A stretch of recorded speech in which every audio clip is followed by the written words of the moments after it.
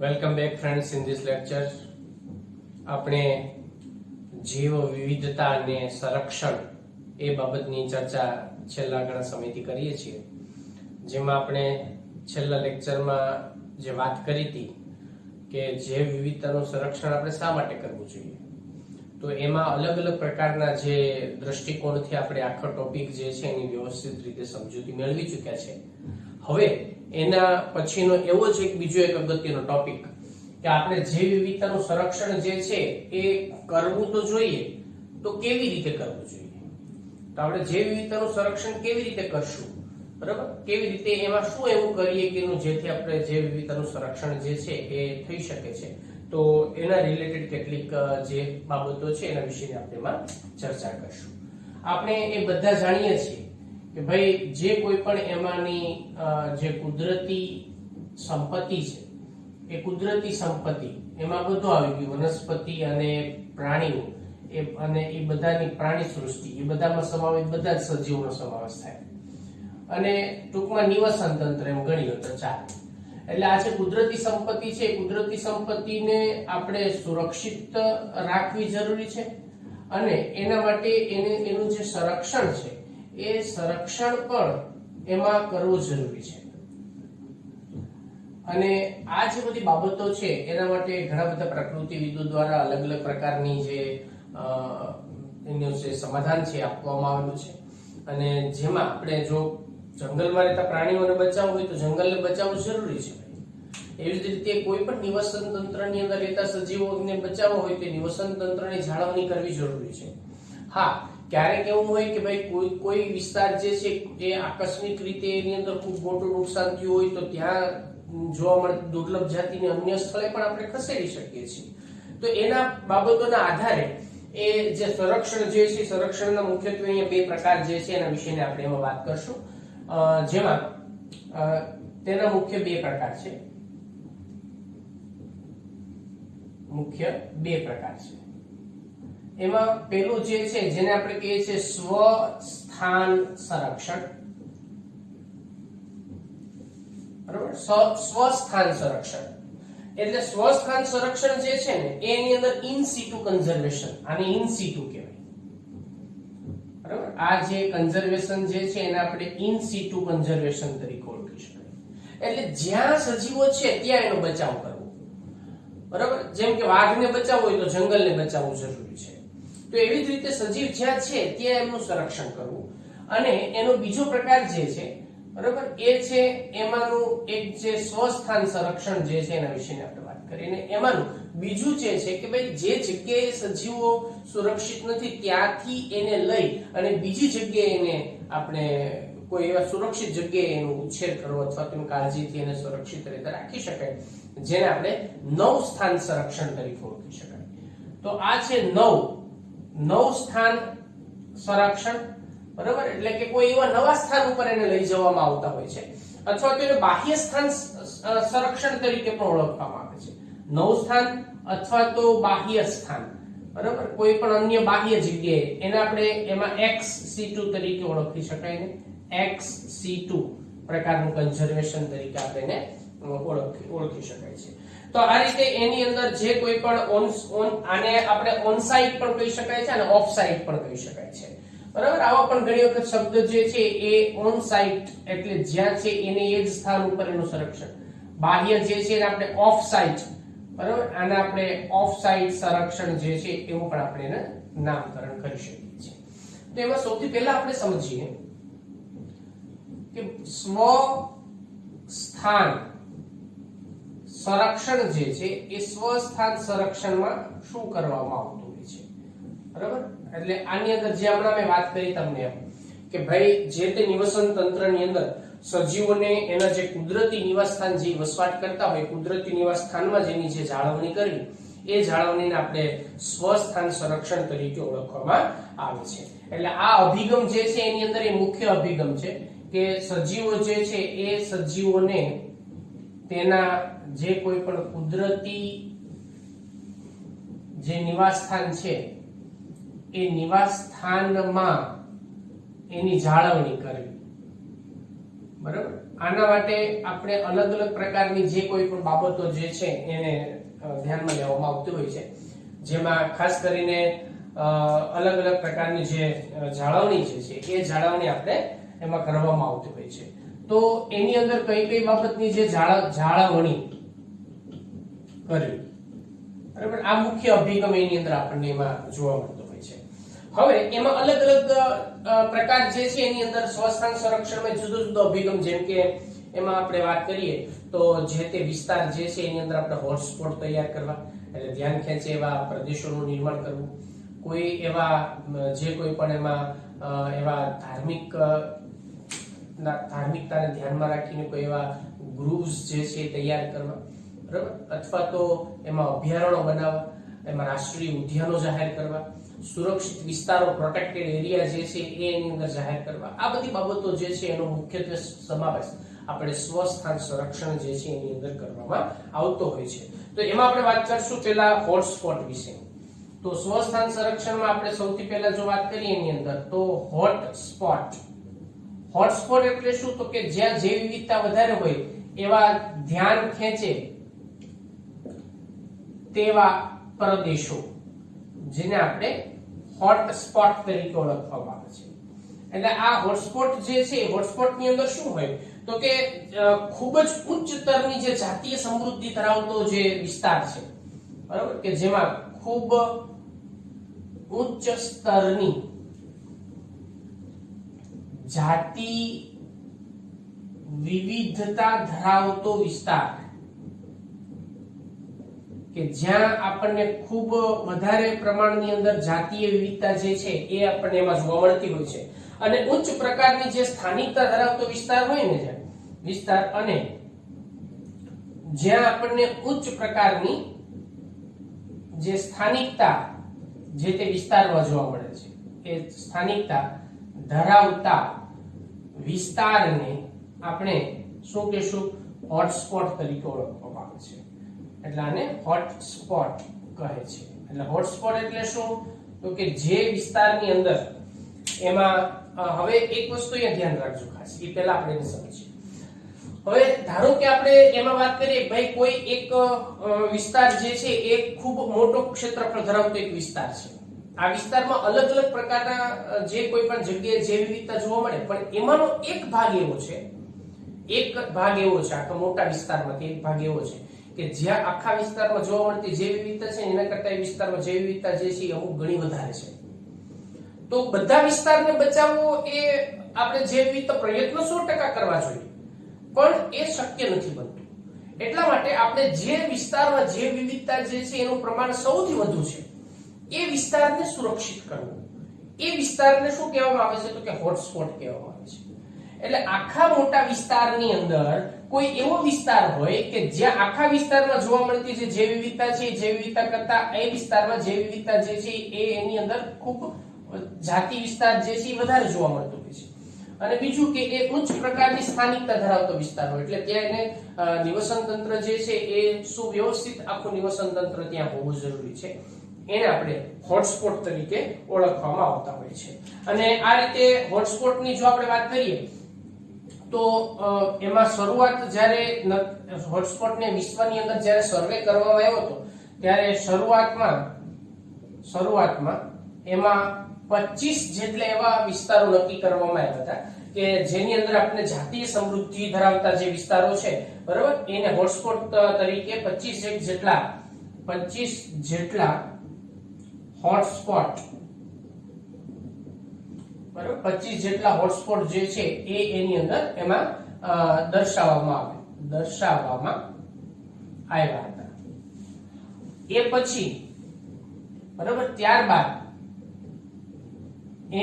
એમાં 9 બીજા અન્ય વિસ્તારો જે છે, બરાબર, અન્ય હોટસ્પોટ, એ હોટસ્પોટ એની અંદર ઉમેરવામાં આવ્યા. અને આમ જો આપણે વાત કરીએ, બરાબર, તો કુલ હવે કેટલા હોટસ્પોટ જે છે એ સમગ્ર વિશ્વની અંદર આપણને જોવા મળે છે? 25, અને આ બાકીના 9 જે છે ઉમેરાણા, એટલે 34, બરાબર. તો 34 જેટલા, એમાં કુલ 34 જેટલા આપણને હોટસ્પોટ જે છે એ હોટસ્પોટ એ વિશ્વમાં એમાં જોવા મળે છે, બરાબર, વિશ્વમાં જોવા મળે છે. તો આ વિસ્તાર જે છે 34 જેટલા હોટસ્પોટ આપણને એની અંદર જોવા મળે. હવે બીજી એક જો આપણે ગંભીર બાબતની ચર્ચા કરીએ તો આ 34 જેટલા હોટસ્પોટનો કુલ જમીન વિસ્તાર તમે ધ્યાનમાં લ્યો ને તો એ પૃથ્વીની જમીન વિસ્તારના 2% કરતા પણ ઓછો છે, બરાબર.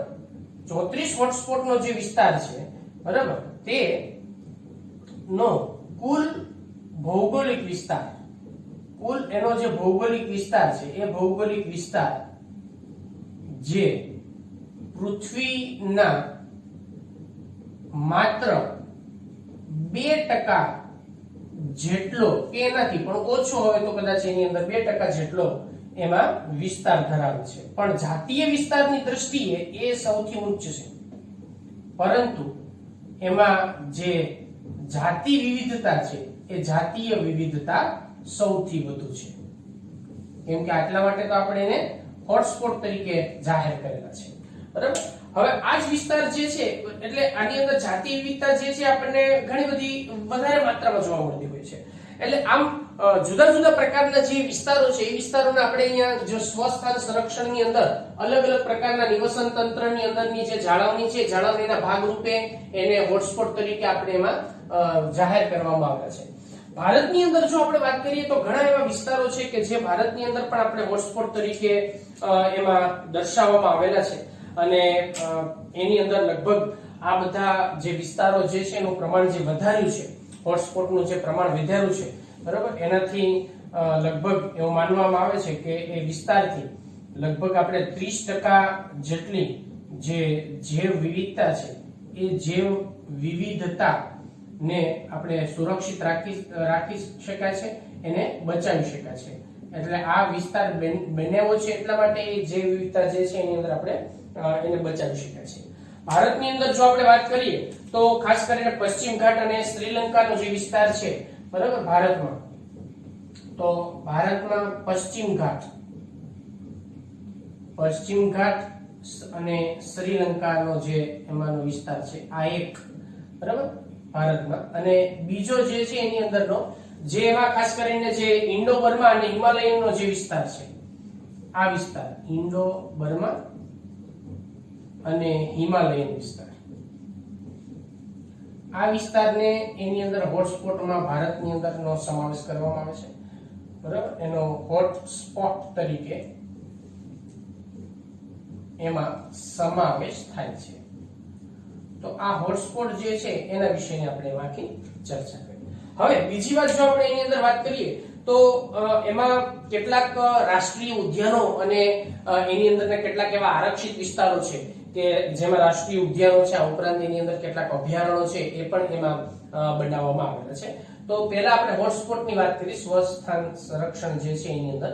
હવે આપણે વાત કરીશું એની અંદર રાષ્ટ્રીય ઉદ્યાનો અને અભયારણ્યો જે છે એના વિશેની એમાં ચર્ચા કરી. તો બીજું એમાં રાષ્ટ્રીય ઉદ્યાનો અને અભયારણ્યો, આની સાથે એમાં ઘણો બધો જે સુરક્ષિત વિસ્તાર બાકીનો પણ હોય એનો પણ આમ પ્રોટેક્ટેડ એરિયા તરીકે પણ આપણે એનો સમાવેશ જે છે એની અંદર એ કરવામાં આવી શકે છે. તો ભારતની અંદર જૈવ વિવિધતા સમૃદ્ધિ ધરાવતા જે બધા વિસ્તારો છે ને એને આપણે અલગ અલગ પ્રદેશોની અંદર વહેંચવામાં આવેલા છે, બરાબર. એટલે જેમાં ખાસ કરીને આરક્ષિત વિસ્તાર,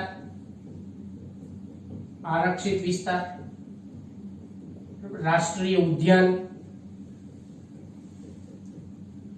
અને અભયારણ્યમાં સ્વસ્થાન સંરક્ષણ જે તે જાતિઓનું એ કરવામાં આવે છે.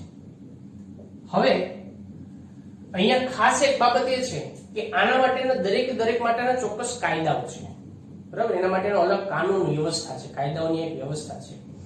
તો આ જે સંરક્ષણ જે છે એ સંરક્ષણ જે કાયદાકીય છે, બરાબર, જે કાયદાકીય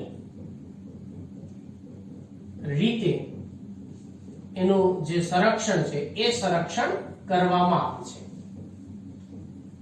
તો આ રીતે એનું જે કાયદાઓ છે બરાબર, જેને આપણે ફોરેસ્ટ વિભાગના જેમ કાયદાઓ હોય, જેમ કે અભયારણ્ય અને રાષ્ટ્રીય ઉદ્યાનમાં મુખ્ય શું તફાવત આપણે એમાં કહી શકાય? જો અભયારણ્ય હોય ને એમાં એ વિસ્તારમાં આવતા જે ખેડૂતો છે ને ત્યાં ખેતી માટે ને એના માટે ત્યાં અવરજવર માટેની થોડી ઘણી છૂટછાટ આપવામાં આવતી હોય છે. પશુઓને ચારવા માટેની પણ અમુક લિમિટેડ એરિયામાં તેઓ ખાસી પણ એમાં છૂટછાટ આપવામાં આવતી હોય છે. પણ રાષ્ટ્રીય ઉદ્યાન જે છે ટોટલી પ્રોહિબિટેડ, એમાં કોઈ પણ પ્રકારની અંદર એમાં જે કોઈ પણ પ્રકારની માનવ પ્રવૃત્તિઓ માટેની છૂટછાટ આપવામાં આવતી નથી, બરાબર. એટલા માટે એ રાષ્ટ્રીય ઉદ્યાનો જે છે એનો કાયદો થોડો વધારે એમાં કડક અને થોડોક બનાવેલો છે અભયારણ્યોની સાપેક્ષમાં. અને બીજી રીતે આરક્ષિત વિસ્તારો જે છે એમાં પણ કેટલાક કાયદાકીય વ્યવસ્થાઓ જે છે એના માટે પણ કરવામાં આવેલી છે. આપણા દેશની અંદર જો આપણે વાત કરીએ તો આપણા દેશની અંદર ઘણા બધા જેમ કે 14 જેટલા આપણે જેવાવરણના આરક્ષિત વિસ્તારો એવા જોવા મળે છે, બરાબર. ભારતમાં જો આપણે વાત કરીએ તો ભારતમાં 14 જેટલા જેવાવરણ આરક્ષિત વિસ્તારો છે, જેમાં ઘણા બધા અલગ અલગ પ્રકારના વિસ્તારો જે છે એનો સમાવેશ એની અંદર કરવામાં આવતા હોય છે. 90 જેટલા એમાં રાષ્ટ્રીય ઉદ્યાન અને 448 જેટલા એવા અભયારણ્યો જે છે એનો સમાવેશ થાય છે, બરાબર. આ ભારતની અંદર આપણે વાત કરી. એટલા રાષ્ટ્રીય ઓબ્જેક્ટિવ પ્રશ્નની દ્રષ્ટિએ બધા જે આંકડાકીય માહિતીઓ જે છે એ તમારે ખાસ એમાં યાદ રાખવા જેવા છે, બરાબર. એટલે એ બાબતની ખાસ એમાં તમારે કાળજી રાખવી જરૂરી છે. તો રાષ્ટ્રીય ઉદ્યાન અને અભયારણ્યો જે છે એમાં પણ જેમ આપણે વાત કરીએ ભાઈ, તો આપણે ગુજરાતની અંદર 4 જે રાષ્ટ્રીય ઉદ્યાનો એમાં આમાંના જે 90 છે એમાંથી 4 આપણે ગુજરાતમાં છે. એ જ રીતે એમાં અભયારણ્યો જે છે એ પણ 21-22 જેટલા અભયારણ્યો જે છે એ પણ આપણને એમાં આવેલા જોવા મળે છે. પ્રોટેક્ટેડ એરિયા પણ એની અંદરના વિકસિત થયેલા છે, બરાબર. આ વાત થઈ અભયારણ્યો અને એના વિશે આપણે સ્વસ્થાન સંરક્ષણ. એટલે ગીરનો જે વિસ્તાર છે એ છે આપણે જે વેળાવદરની અંદર કાળિયારનો અભયારણ્ય છે, વાસંદા છે, એ જ રીતે એમાં ઓખાની અંદર ને એમાં જે મરીન નેશનલ પાર્ક છે, આવા અલગ અલગ રાષ્ટ્રીય ઉદ્યાનો એમાં જોવા મળે છે, જેમાં કેટલાક દુર્લભ પ્રાણીઓને એ જ વિસ્તારમાં આપણે સુરક્ષિત રાખી શકાય છે. હવે આ બીજી બાબત થઈ સ્વસ્થાન સંરક્ષણ. હવે સ્વસ્થાન સંરક્ષણની અંદર આપણે જો ત્રીજી બાબતની વાત કરીએ તો કેટલાક પવિત્ર ઉપવનો જે છે એના વિશેની આપણે ચર્ચા કરીએ, બરાબર. ત્રીજું છે એમાં પવિત્ર ઉપવન. પવિત્ર ઉપવન અથવા આપણે એને ટૂંકમાં જે કોઈ પણ એવો વિસ્તાર કે જ્યાં એવો ગ્રુવ્સ એરિયા જે છે આખો એ ડિક્લેર કરવામાં આવેલો હોય છે, જેને આપણે સ્ક્રેડ ગ્રુવ્સ તરીકે ઓળખવામાં આવે છે, બરાબર. એટલે આ જે આખો વિસ્તાર છે એને આપણે સ્ક્રેડ ગ્રુવ્સ તરીકે ઓળખવામાં આવે છે. એટલે આ આખો વિસ્તાર જે છે એને આપણે સ્ક્રેડ ગ્રુવ્સ અથવા તો પવિત્ર ઉપવનો તરીકે ઓળખી શકાય. હવે જો આપણે બધા જાણીએ છીએ કે ભારતીય જે પરંપરાઓ છે, બરાબર, અને ભારતની જે આખી સાંસ્કૃતિક વારસો છે એની અંદર કુદરતી સંપત્તિનું જે જાળવણી કરવી ને એ આપણને વારસામાં મળ્યું છે. અને આ એક બહુ ઐતિહાસિક બાબત જે છે એને આપણે ગણી શકાય છે કે ભારતીય સંસ્કૃતિની અંદર આપણી સંસ્કૃતિ જે છે એમાં તે દરેકે દરેક તમે જુઓ કે વૃક્ષોને એ દરેક જે કોઈ પણ દેવી દેવતાઓ સાથે સંકળવામાં આવેલા છે. એમાં એ ચોક્કસ પ્રકારના વૃક્ષો જે છે એને એની અંદર કોઈ એવા રાશિ વન જે કદાચ નક્ષત્ર વન, રાશિ વન તમે આવા નામ સાંભળ્યા હશે, તો એના માટે નક્ષત્ર વન અને બધાની અંદર પણ એ ધાર્મિકતાની દ્રષ્ટિએ આપણે એમાં ખૂબ અગત્યની બાબત ગણી શકાય છે. આટલું જ નહીં, દરેક દેવી દેવતાઓના વાહન તરીકે આપણે અલગ અલગ પ્રકારના પ્રાણીઓ અને પક્ષીઓને એમાં એની જે વાહન તરીકે એમાં ઘણી વખત આપણે બધાની અંદર દર્શાવેલા આપણે જોવા મળતા હોય છે. તો આ બાબત શું દર્શાવે છે ભાઈ? તો કે એ દર્શાવે છે કે જે કોઈ પણ એમાં વનસ્પતિ છે, પ્રાણીઓ છે, બરાબર, એ બધાને આપણે એક જે પવિત્ર જે કોઈ પણ માના સજીવ જીવ ગણી અને એની પૂજા પણ કરવામાં આવતી હોય છે, બરાબર. આપણે નાગપંચમી હોય તો એમાં કેમ નાગની પૂજા કરતા હોય છે, તો એવી રીતે દરેકે દરેક જે કોઈ પણ ઉપવનો હોય તો એમાં જે વન દેવી હોય તો એની પૂજા કરવામાં આવતી હોય છે. એવી રીતે એમાં જેમ રીતે એમાં ગાય પૂજણી હોય તો એની પણ એની અંદર પૂજા કરવામાં આવતી હોય, તો એમ દરેક પ્રાણીઓને પવિત્ર ગણવામાં આવતા હોય છે. અને જેથી કરીને ભારતની અંદર જે કોઈ પણ એમાં ખાસ કરીને આ પ્રાકૃતિક સુરક્ષા જે છે એ આપણા દેશની અંદર એ પ્રાકૃતિક સુરક્ષા માટે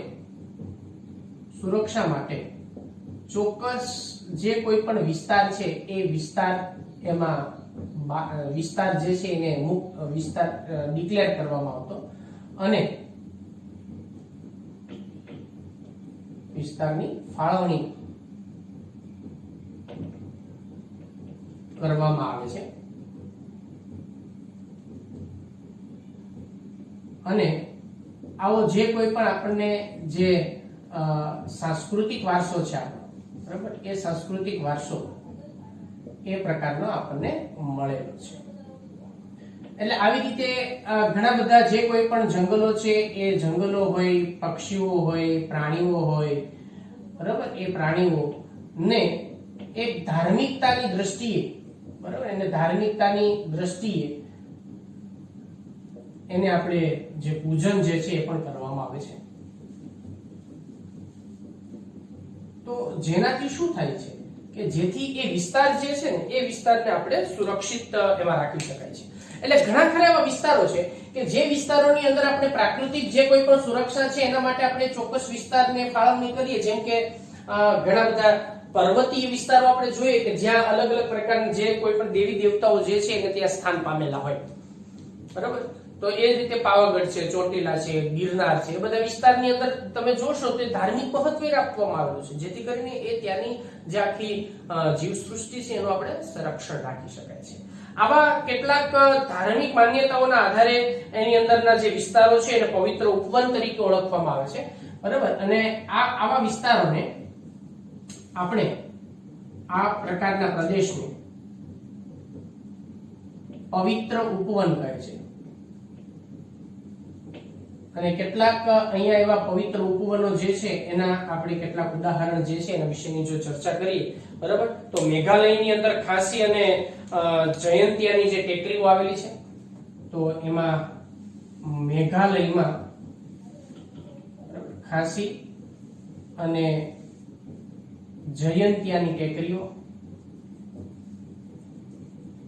એનો સમાવેશ જે છે એ પવિત્ર ઉપવન તરીકે કરવામાં આવતો હોય છે. રાજસ્થાનની અંદરના જે અરવલ્લીની ટેકરીઓ જે છે એનો પણ એમાં સમાવેશ થાય છે, બરાબર. રાજસ્થાનની અંદર રાજસ્થાનમાં જે અરવલ્લી છે એ અરવલ્લીની ટેકરીઓ એનો પણ સમાવેશ થાય છે. આ ઉપરાંત જો આપણે એની અંદર કર્ણાટક અને મહારાષ્ટ્રની અંદરના પશ્ચિમ ઘાટ છે એનો વિસ્તાર પણ એની અંદર આપણે એમાં સમાવેશ કરી શકાય છે. તો કર્ણાટક અને જે કોઈ પણ એમાંના મહારાષ્ટ્ર છે તો એ મહારાષ્ટ્રનો જે પશ્ચિમ ઘાટનો જે વિસ્તાર છે, બરાબર, એને પણ એની અંદર આપણે સમાવેશ જે છે એમાં એ કરવામાં આવતો હોય છે. મધ્યપ્રદેશની અંદર સરગુંજા છે, ચંદા છે અને બસ્તરના વિસ્તારોનો સમાવેશ પણ થઈ શકે છે, બરાબર. તો મધ્યપ્રદેશની એમાં ઘણા ખરા જે કોઈ પણ આ ખાસ 3 ટેકરીઓનો સમાવેશ કરી શકે, જેમ કે સરગુંજા, ચંદા અને બસ્તર. તો આવા અલગ અલગ પ્રકારની જે કોઈ પણ એની અંદરના જે વિસ્તારો છે, બરાબર, એ વિસ્તારોને આપણે સામાન્ય રીતે એમાં પવિત્ર ઉપવન જે છે પવિત્ર ઉપવન તરીકે એની અંદર આપણે ગણના કરવામાં આવે છે. એવી રીતે મેઘાલયની અંદરની જે ટેકરીઓ છે, બરાબર, ખાસી અને જયંતિયાની ટેકરીઓ એ કેટલીક દુર્લભ જાતિઓ જે છે દુર્લભ જાતિઓ માટેનું એ છેલ્લું આશ્રય સ્થાન જેને ગણી શકાય, કેમ કે એ પછી દુર્લભ જાતિ ત્યાં નથી. જેમ આપણે વાત કરીએ તો ગિરનારની અંદર અથવા તો ગીરના જંગલને આપણે સિંહ માટેનો છેલ્લો આશરો ગણી શકીએ છીએ, બરાબર. એવી જ રીતે એની અંદર પણ દુર્લભ જાતિઓ જે છે એ ત્યાં જોવા મળતી હોય છે અને એના માટેની એને છેલ્લો નિવાસસ્થાન જે છે ગણી શકાય છે. તો આજે આખી આપણે ચર્ચા કરીને એ કોના વિશેની વાત કરી, સ્વ સ્થાન સંરક્ષણ કોને કહેવાય. 3 બાબતો ઉપર આપણે આખી જે વાત છે એને તમારે યાદ રાખવાની છે ખાસ. એમાં એક જેને આપણે હોટસ્પોટ તરીકે દર્શાવીએ છીએ, બીજું રાષ્ટ્રીય ઉદ્યાનો અને આરક્ષિત વિસ્તારો જે છે એ અને અભયારણ્ય, અને ત્રીજું જે છે, બરાબર, એની અંદરનું એ છે પવિત્ર ઉપવન, સ્ક્રેડ ગ્રુવ્સ. તો આ રીતે 3 બાબતો જે છે એને ખાસ તમારે યાદ રાખવાની થશે. બાકી જે છે એ બધું ઓબ્જેક્ટિવ પ્રશ્નની દ્રષ્ટિએ પણ ખૂબ અગત્યનું એમાં છે. હવે આગળ આપણે એમાં નવ સ્થાન સંરક્ષણ જે છે બાહ્ય સ્થાન સંરક્ષણ એના વિશેની ચર્ચા આપણે નેક્સ્ટ લેક્ચરમાં કરીશું.